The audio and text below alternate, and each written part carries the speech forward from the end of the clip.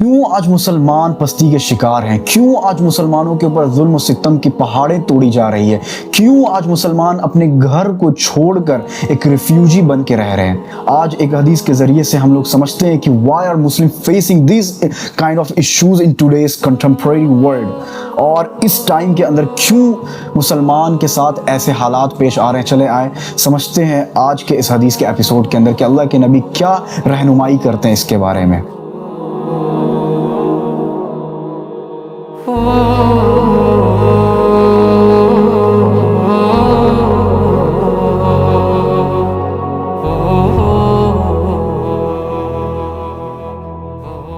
السلام علیکم ورحمۃ اللہ وبرکاتہ۔ اللہ کے نبی صلی اللہ علیہ وسلم ایک حدیث کے اندر فرماتے ہیں جس کے راوی حضرت عمر بن خطاب رضی اللہ عنہ ہیں۔ اب آپ اور ہم بہت اچھے طریقے سے حضرت عمر رضی اللہ عنہ کو پہچانتے ہیں۔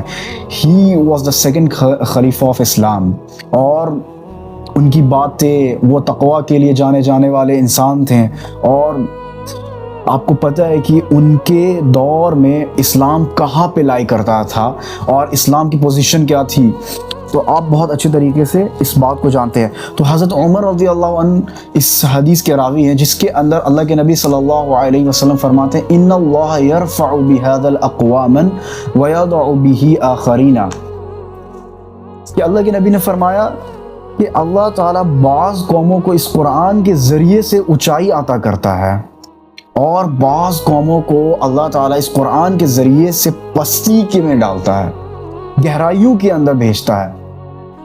تو پوائنٹ آف ریفرنس اس حدیث سے ہمیں کیا سمجھ میں آتی ہے کہ یہ قرآن ہماری زندگی کا پوائنٹ آف ریفرنس ہے۔ اگر آپ قرآن کو تھامے ہوئے ہیں تو یو ول بی کانکرڈ، آپ غالب آ کر ہی رہیں گے، اور اگر آپ نے قرآن کو چھوڑ دیا تو گویا آپ آج نہیں تو کل آپ کے اوپر ڈاؤن فال آنا سٹارٹ ہو جائے گا۔ اگر آپ کلیکٹیو لیول پہ مسلمان کو دیکھیں یا پھر انڈیویجولی لیول پہ اپنے مسلمان کو دیکھیں، آپ کو کیا پتہ چلے گا کہ مسلمان ہر شعبے کے اندر، ہر لائف کے اسپیکٹ کے اندر آج ڈاؤن فال کا شکار ہے۔ کیوں شکار ہے؟ اس کا جواب اس حدیث کے اندر مل گیا ہمیں کہ ہم لوگوں نے قرآن کو پڑھنا، قرآن کو سیکھنا ایک کلچر بنا لیا ہے۔ آج کے گھرانوں میں، آج کے معاشرے کے اندر جب بچہ بڑا ہو رہا ہوتا ہے اور جب دین کی تعلیم دینے کی بات آتی ہے کہ بچے کو دین کی تعلیم دینی چاہیے، تو ان کے والدین کیا کرتے ہیں کہ چلو اپنے بچے کو دین کی باتیں سکھانے کے طور پر قرآن کو پڑھنا سکھا دیتے ہیں، تجوید ان کے صحیح کرا دیتے ہیں، اور جیسے ہی وہ بچہ قرآن کو مکمل کرتا ہے تو اس قرآن کو لحاف میں لپیٹ کر اپنے گھر کا ٹاپ پوزیشن کے اوپر اسے ڈال دیا جاتا ہے۔ اس کے بعد پھر رمضان آئے گا تو پھر انشاءاللہ قرآن کھلے گا۔ آج مسلمان قرآن کو بس یہیں تک فالو کرتا ہے۔ موسٹ آف دا ہاؤسز کے اندر آپ یہ دیکھیں گے کہ قرآن کو صرف اور صرف رسمی طور پر یوز کیا جاتا ہے۔ جب کوئی بندہ فوت ہو جائے گا تب قرآن یاد آتے ہیں پڑھنے میں، جب کوئی مصیبتیں آتی ہے شاید تب کھولتے ہیں، یا شاید اس میں بھی نہیں کھولتے ہیں۔ تو ہم مسلمانوں نے قرآن کو چھوڑ دیا، جس کی وجہ سے ایز اے کلیکٹیو لیول پہ اگر ہم اپنے آپ کو دیکھیں، اپنے مسلمان بحیثیت امہ اگر دیکھیں تو ہم لوگ آج ڈاؤن فال کا شکار ہیں۔ آج ہم لوگوں کو ہر طرف سے پریشانیاں آئی جا رہی ہیں، وہ اسی وجہ سے کیونکہ اللہ انہی لوگوں کو، اسی قوم کو اللہ تعالیٰ غالب کرے گا جو قوم قرآن کو مضبوطی سے تھامے رہتی ہے۔ اور قرآن کو تھامنے سے مراد کیا ہے؟ آئے ذرا اس کے بارے میں ہم لوگ سمجھتے ہیں۔ قرآن کو تھامنا گویا کہ آپ اس کی قرأت کریں، بہت اچھے انداز میں کریں، یہ تو ضروری ہے، لیکن اس کے ساتھ ساتھ اس کے مطلب کے اوپر غور کریں، اور صرف مطلب کے غور کرنے تک نہ رہ جائے بلکہ اسے اپنے پریکٹیکل لائف کے اندر لے کے آئیں۔ We have to make Quran our life، مطلب قرآن ہماری زندگی ہونی چاہیے، کہ قرآن ہمارا اٹھنا بیٹھنا ہو۔ صحابہ رضی اللہ عنہ وہ کیا تھے؟ وہ قرآن کے پریکٹیکل ایک آئیڈیل تھے کہ جو قرآن کے اندر جو حکم ہے، جو چیزیں کرنے کو ہے، وہ صحابہ کی زندگی کے اندر دکھتی ہے۔